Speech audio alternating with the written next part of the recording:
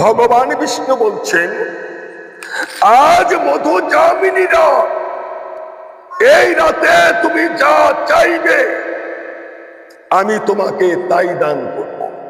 তুমি কি চাও আমার কাছে?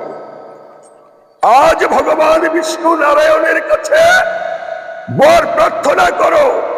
যদি তোমাকে বর না দেয় নারায়ণ, আমি বলবো তুমি ঘুমিয়ে আছো দেবতা, তুমি কোনোদিনও জাগ্রত হতে পারবে না। তাই তুমি আজ যখন জেগে গেছো, তুমি আমার বাসনা পূরণ করে দিও। পরম ভক্ত অক্রূর সকল তত্ত্বনয়ধ্বনি অক্রূর মনে মনে চিন্তা করছে, কংসের কষাঘাতে আর আমি এই মথুরায় থাকতে পারছি না।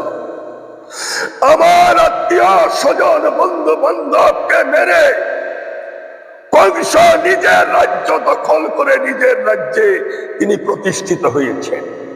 ওরে খল, তুই যদি জায়গা না দিস, কত পাহাড় কত পর্বত আছে, সেখানে যে আত্মগোপন করে ওখানে তিল তুলসী দিয়ে নারায়ণের পুজো করব।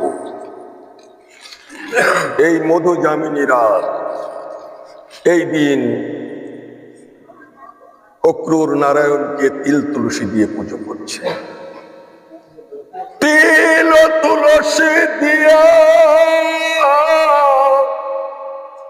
ওরে গোবিন্দের সমর পিয়া, এছাড়ো জীবনে নাহি, এছাড়ো জীবনে নাহি দাম। আমি তিল তুলসী দিয়ে গোবিন্দ পূজা করিব। আর হরে কৃষ্ণ কৃষ্ণ বলে তিল তুলসী দিয়ে পুজো করিব। বিপদ ভঞ্জন, আমরা সকল ভক্তই বিপদে আছি।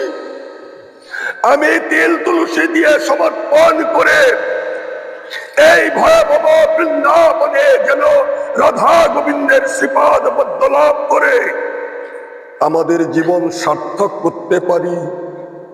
তখন পদকর্তা প্রশ্ন করলেন, হরিবাসর একাদশী, একাদশী শব্দের অর্থ কি? একাদশ্যাং নিরাহার সমভস্য জনার্দন স্নাতুং নন্দস্তু দ্বাদশ্যাং জলমাভিষেক। একাদশীর দিন উপবাস থেকে মহারাজ নন্দ দ্বাদশী পালন করবেন বলে যমুনায় অবগাহন করলেন, অন্যায় করে দিলেন। তখন শাস্ত্রকার প্রশ্ন করেছেন, এই একাদশী কোথায় ছিল? কোথায় ছিল? কোথা থেকে এই পৃথিবীতে আসলো? একাদশী করার আমাদের প্রয়োজন কি? ইদানিং একাদশীর যে সমারোহ চলছে, পেট থেকে পড়েই একাদশী ব্রত পালন করছে। একাদশী শব্দের অর্থ কি সেটাই তো বুঝতে পারছে না। একাদশীর নাম হতে পারে, একাদশী হতে পারে না। একাদশী এমন একটা বস্তু, এমন একটা বিষয় যে পৃথিবীতে সর্বপ্রথম কে একাদশী করেছিল, এবং এই একাদশী ব্রত পৃথিবীতে কেমন করে। তখন স্বর্গ থম থম করছে, দেবাসুরের যুদ্ধ শেষ হয়ে গেল। সেই যুদ্ধে সমুদ্র মন্থন করে স্বয়ং কবিরাজ অশ্বিনীকে লাভ করলেন, ধন্বন্তরীকে লাভ করলেন। অশ্বিনীকে দেবরাজ ইন্দ্র বিবাহ করালেন। ওখানে তার গর্ভে দুইটা সন্তান, তারা আস্তে আস্তে বয়ঃপ্রাপ্ত হয়ে গেলেন। এদিকে দেবরাজ ইন্দ্র তাদেরকে বললেন, হে বৎস, তোমরা দীক্ষা শিক্ষা কিছু নাওনি?